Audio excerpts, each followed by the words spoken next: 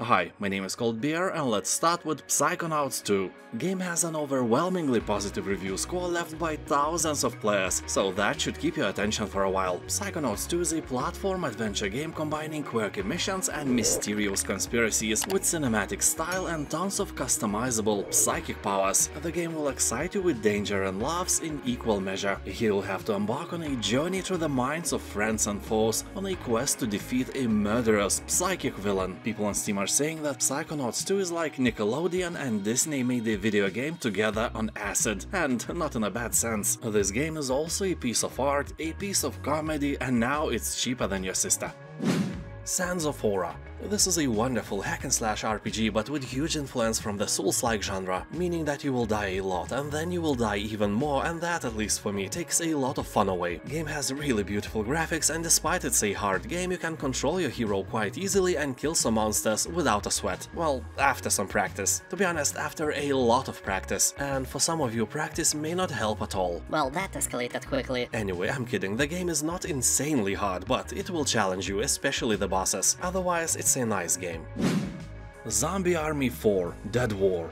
Hitler's hordes are back for more. Abominable occult enemies, epic weapons, and a harrowing new campaign for 1 to 4 players await you in 1940s Europe, as you will have to fight to save humankind from undead Armageddon. The game offers huge new levels where you uncover a sinister plan that takes you across Italy and beyond. You will fight the forces of darkness in corpse-riddled canals, survive a zombie zoo, and journey to dark, inexplicable places no person has been before and live to tell the tale. The game is also armed with the old good X-ray kill camera. You can watch in slow motion as bullets, bombs, and other stuff destroy bones and flesh in a see-through vision. Ain't gonna lie, that is really satisfying. And when zombies surround you, you can fight back in melee combat as well. Game has a very positive review score, and the only thing people are mainly complaining about is that this is a third-person only game. No first-person shooting action here, sadly.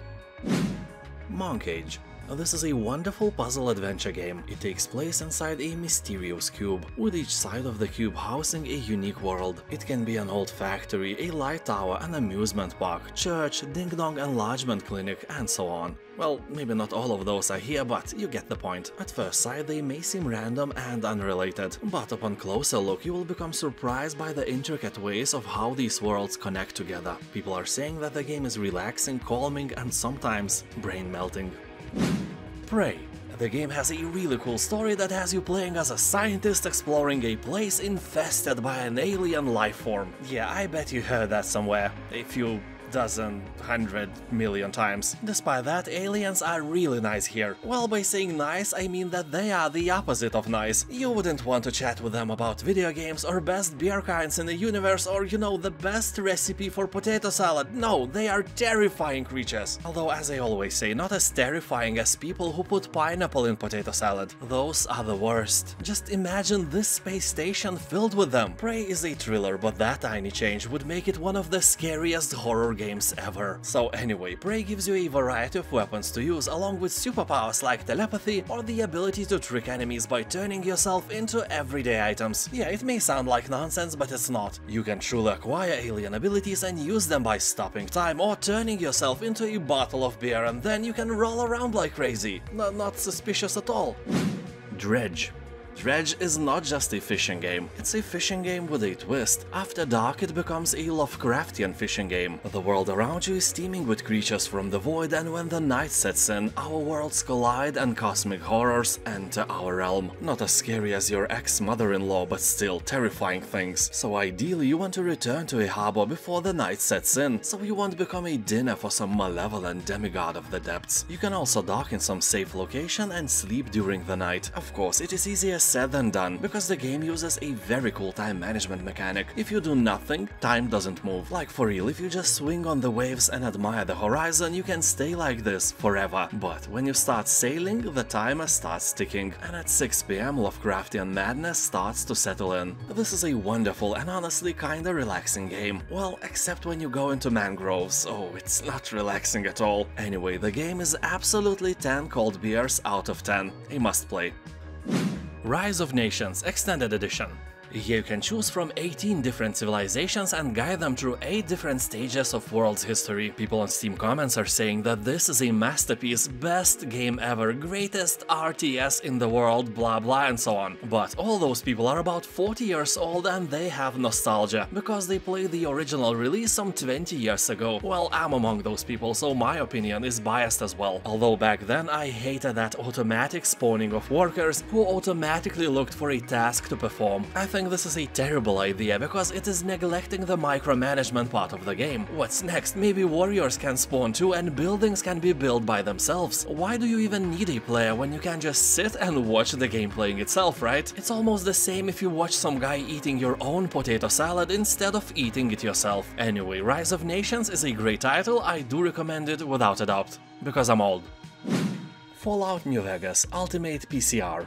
This is a legendary game and this deal is the best version of it possible. Pack contains DLCs like Dead Money, Honest Hearts, Old World Blues, Lonesome Road and so on. So basically if you play the game when it initially came out or never tried it, this version is the best way to experience Fallout New Vegas. Keep in mind that this is one of the best Fallout games ever created. You know, including classic games and new ones, Fallout New Vegas outshines them all. Everyone who played New Vegas is talking quite unanimously about its greatness. The game was created by Obsidian, the same guys who made Fallout clone The Outer Worlds and now are probably making the Elder Scrolls clone named Avowed. So serious clone people made this serious game and this price is kinda friendly. Not like all the inhabitants of the desert you will encounter in game. Ship of Fools. This is a seafaring roguelite co-op game where you play the fools, the only creatures fool enough to brave the sea. The great lighthouse that once protected the archipelago is broken and a storm of malice and corruption is coming. So you, together with your shipmate, will jump aboard and make your voyage across the sea. Man the cannons, ready your sails and protect your ship from sea monsters over multiple runs. It's up to you to defend your home from the almighty aquapocalypse. People are saying that the game is hard, but not too hard so it doesn't ruin your mood. Also, you can play it alone, but it's not what the intentions of the developers were, so if you don't have a friend, skip this one. V Rising.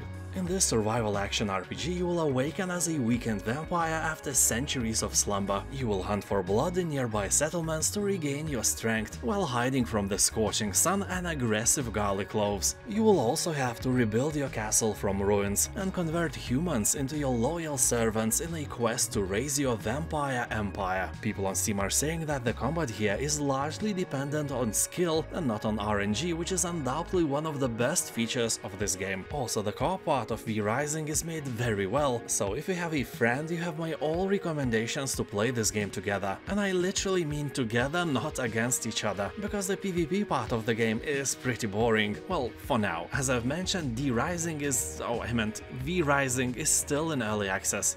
And now thank you for watching, and don't forget to check out those juicy new Humble Bundle bundles. You'll find my affiliate link in the description and in the first pinned comment below. Thank you for watching, have a nice day, and I'll see you next time, bye.